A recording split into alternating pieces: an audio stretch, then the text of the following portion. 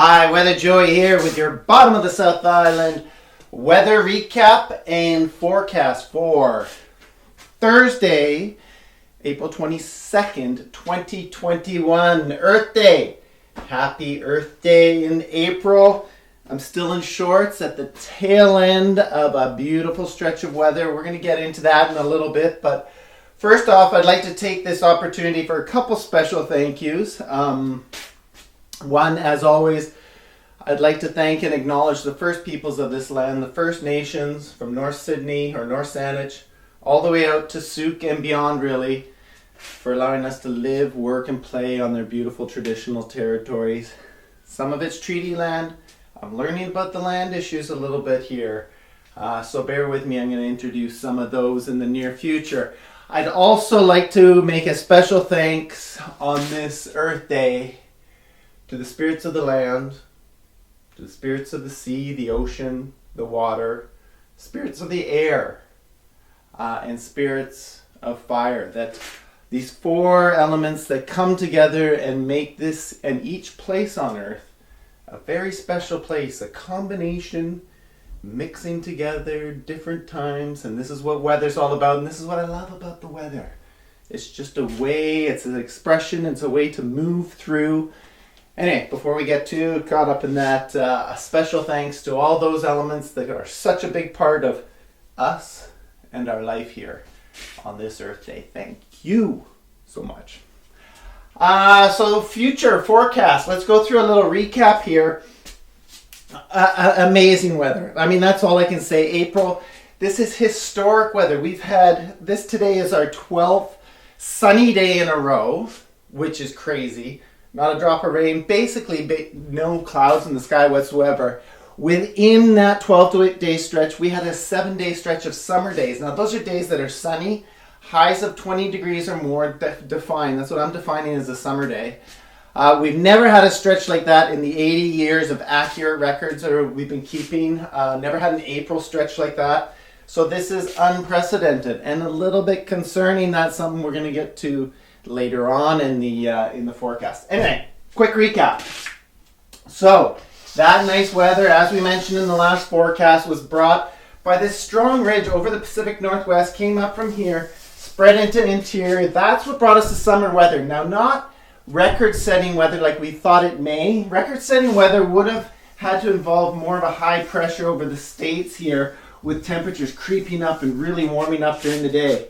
We did, however, we were close to record temperatures, and there was a couple broken here and there, but not full on. So that sort of ridging system, that kind of finished off on Monday the 19th. So that was last Monday. We're at Thursday right now.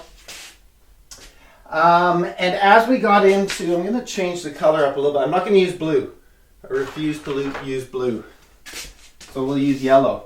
So that ridge kind of died out. We had a new ridge build onto the coast for Monday, Tuesday, Wednesday, and into today even. And that brought a little bit of a cooler northwest flow. We saw a bit of northwest wind on the west coast, a bit of moisture, but everyone inside here on the inner south coast, we stayed clear and sunny most of the time, even up until today. But a little bit of low cloud was really all that was affecting the west coast, and cooler temperatures and down into the Juan de Fuca. We had cooler temperatures on the inner south coast, so more like a spring day through Tuesday, Wednesday, and Thursday, but still sunny like I said. So that's the last of this today. That's sort of dying out. Let's get rid of that. And as we get into the next little while, we're looking at a change in the weather pattern that's going to bring much needed moisture to the coast. So the first signs of that are going to start showing tomorrow, which is Friday. So we've got, let's get back here. Low pressure up in the Aleutians, sending in a slow moving, weakening front in from the west for Friday. Now we're not expecting any showers from this until later in the sort of evening on Friday, maybe a few little isolated showers in the afternoon.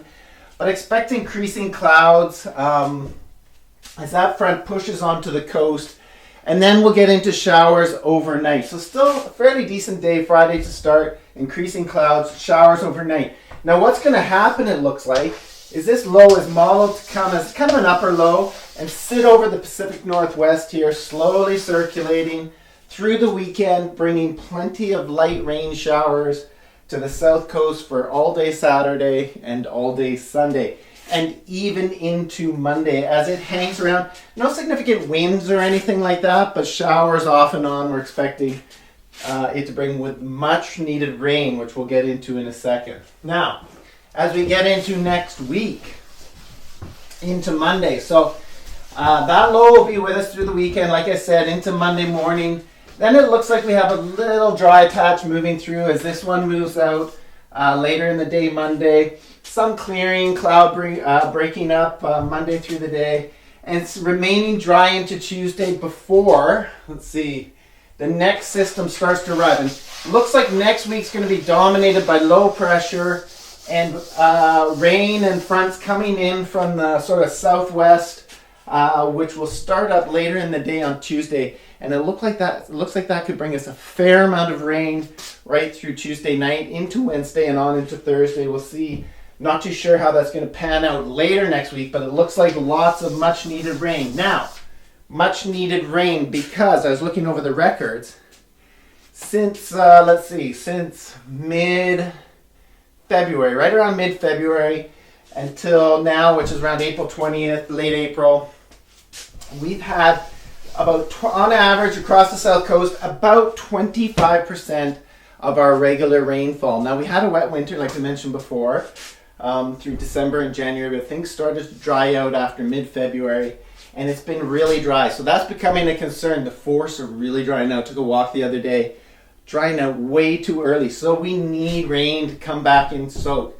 Particularly, like we mentioned this last week, even with the sun, that's really dried things out in the forest. So we need that precipitation. So hands crossed, fingers crossed, bring the water, air, work together with the water, and moisten the land for us on this Earth Week to come. Anyway, I hope that helps out. It gives you a sense of this historic time back in 2021. And for the forecast out there, to all of my friends out there, hope this helps out. And as always, may the forecast be with you.